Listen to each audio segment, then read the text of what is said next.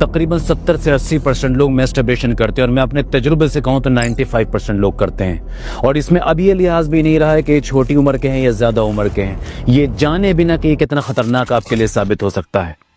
आज यही सच मैं आपको बताने जा रहा हूं कि मैस्टरबेशन किस तरह से आपको नुकसान पहुंचाता है। Hi friend, this is doctor Imran Khan. जैसा आप जानते हैं मैं एक सेक्सोलॉजिस्ट हूं, लेकिन मर्द की तमाम सेहत पर काम करता हूं, ये बताने के लिए कि वो कैसे फिजिकली और मेंटली हेल्दी रह सकते हैं और एक अच्छा जीवन जी सकते हैं। शुरू करते हैं वीडियो को। समझना है कि मैस्टरबेशन क्यों खतरनाक है और मैस्टरबेशन किस तरह आपको नुकसान पहुंचाता है। इसको दो हिस्सों में मैं तोड़ रहा हूं आपकी आसानी के लिए कि आप समझ सके। मैस्टरबेशन का पहला वो हिस्सा जो जिस्मानी नुकसान, शारीरिक नुकसान आपको होते हैं।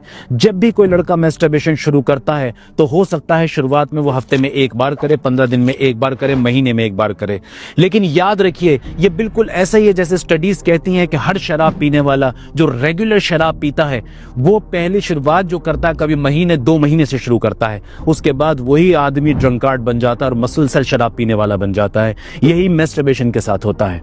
अभी ये लड़का और ये लड़की हफ्ते में, महीने में एक बार मैस्टरबेशन करता है, लेकिन इसमें मजा आता है। ये मजा उसके ब्रेन को खींचता है, वो दोबारा कोशिश करता है, वो तन्हाई में होता है, कोशिश करता है, वो पॉर्न देखता है, कोशिश करता है, फिर मैस्टरबेट करता है।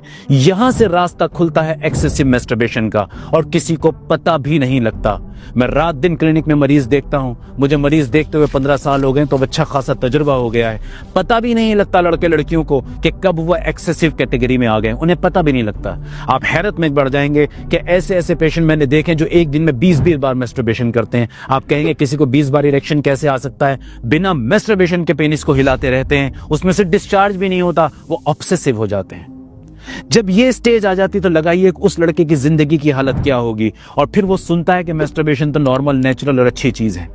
अफसोस होता है मुझे ऐसे डॉक्टर्स पर और ऐसे सेक्सोलॉजिस्ट पर जो इस तरह की बातें बोल देते हैं बिना सोचे समझे कि इसका अंजाम क्या होगा। तो मैस्टरबेशन फिजिकली कैसे नुकसान पहुंचाता है? नंबर 1, जब आप अपने पेनिस को रगड़ते हैं, मसलते हैं, चाहे आप किसी लुब्रिकेंट के साथ करें, अक्सर तो ड्राई स्किन के साथ लोग करते हैं, तो यहां आपकी स्किन पर रगड़ और इरिटेशन शुरू हो जाती है। ये पहला स्टेप होता है। किसी सबको एक जैसी चीजें नहीं होती, किसी को कुछ होता है, किसी को कुछ होता है, लेकिन ये भी होता है, स्किन इरिटेशन शुरू हो जाती है। दूसरी चीज है कि बार बार तेज तेज रगड़ने से माइक्रो इंजरीज होती हैं, यानी कि आपके लिंग के अंदर की जो छोटी छोटी ब्लड वेसल टूटती हैं, खराब होती हैं, जिससे इन्फेक्शन और स्वेलिंग तक हो जाती है। हमने केसेस देखे हैं क्लिनिक में, पेनिस के अंदर सीवियर इन्फेक्शन देखें, स्किन इन्फेक्शन देखें मैस्टरबेशन की वजह से। तीसरी चीज होती है कि आपके पेनिस की सेंसिटिविटी, यानी कि आपके पेनिस का अगला पार्ट और आपका पूरा पेनिस या तो ज्यादा सेंसिटिव हो सकता है या डिसेंसिटाइज भी हो सकता है। अब दोनों ही नुकसानदेह हैं। जब आप सेंसिटिव पेनिस के साथ सेक्स करेंगे अपनी वाइफ के साथ तो आप बहुत जल्दी डिस्चार्ज होंगे, यहां आपका ताल्लुक खराब होगा। और अगर आप डिसेंसिटाइज हो गए हैं और आपका पेनिस पूरी तरह से सेंसिटिव नहीं है तो अब आप बहुत देर तक भी सेक्स करते रहेंगे, आप डिस्चार्ज नहीं होंगे, यहां का कि आपका पेनिस नीचे डाउन हो जाएगा और आपको इरेक्शन के इश्यूज आने शुरू हो जाएंगे। नतीजा फिर प्रॉब्लम है। चौथी चीज इसके अंदर है जो समझने वाली बात है कि फटीग। जब आप एक्सेसिव मैस्टरबेशन करने लगते हैं और रात दिन आपका दिमाग सिर्फ मैस्टरबेशन की तरफ चलता है तो आप धीरे धीरे धीरे धीरे मेंटल फटीग और फिजिकल फटीग के शिकार होते हैं, थकान के शिकार होते हैं। अब आपकी डे टू डे लाइफ सफर होनी शुरू हो जाती है। ये वो 4-5 चीजें हैं जो जिस्म को नुकसान पहुंचाती हैं, पर ये फिर निभ जाने वाली हैं। इनसे ज्यादा खतरनाक और डेंजरस हैं वो मानसिक बीमारियां जो मैस्टरबेशन से आती हैं, जिनमें सबसे पहली चीज है ऑब्सेशन। ऑब्सेशन को आसान ज़बान में समझिए। आपका ब्रेन जब किसी चीज को बहुत पसंद करता है तो उसकी क्रेविंग ज्यादा पैदा करता है। यही जंक फूड और फास्ट फूड के साथ भी होता है। जब हम इसके खाने के आदी होते हैं तो हमारा ब्रेन बार बार जंक फूड और फास्ट फूड को क्रेव करता है। इसी तरह मैस्टरबेशन जब आप करना शुरू करते हैं तो आपका ब्रेन बार बार आपसे कहता है मैस्टरबेशन करो। पहले तो आप पूरी पॉर्न देखने के बाद मैस्टरबेशन के लिए तैयार होते थे, अब सड़क पर चलती हुई लड़की को देख के भी आप मैस्टरबेशन के लिए तैयार हो जाते हैं। मैं बहुत ज्यादा बातें शर्म की वजह से बोल नहीं सकता। हमारे घरों के हालात बिगड़ गए हैं, हमारी औरतों के हालात बिगड़ गए हैं, लड़कियों के हालात बिगड़ गए हैं, लड़कों के हालात बिगड़ गए। हम किस कल्चर को लेकर चले हैं आगे? तो ऑब्सेशन पैदा होता है जिसे हम ओसीडी भी बोलते हैं, ऑब्सेसिव कंपल्सिव डिसऑर्डर। अब आप नहीं चाहते कि आप मैस्टरबेट करें, लेकिन आपका ब्रेन आपसे करवाता है।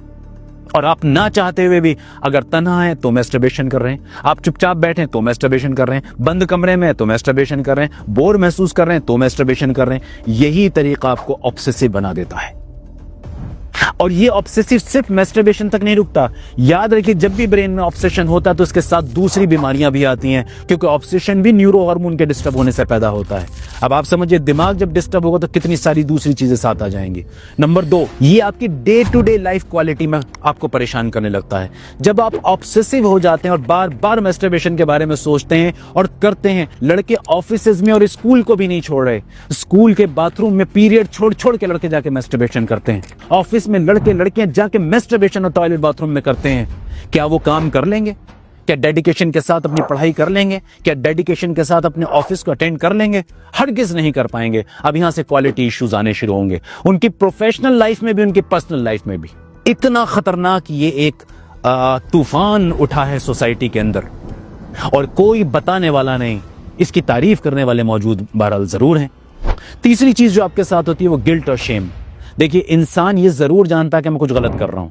जब वो ऑब्सेसिव कोई काम कर रहा होता तो उसके ब्रेन का जो सही हिस्सा है वो उसको बताता है कि ये काम गलत है। जब इंसान किसी काम को गलत समझता है और फिर नहीं छोड़ पाता तो उसके दिल के अंदर गिल्ट और शेम पैदा होती है, उसके अंदर एक किस्म का डिप्रेशन पैदा होता है, नाउम्मीदी पैदा होती है। ये अगेन उसको फिर मेंटल डिप्रेशन और बीमारियों की तरफ धकेल देती है।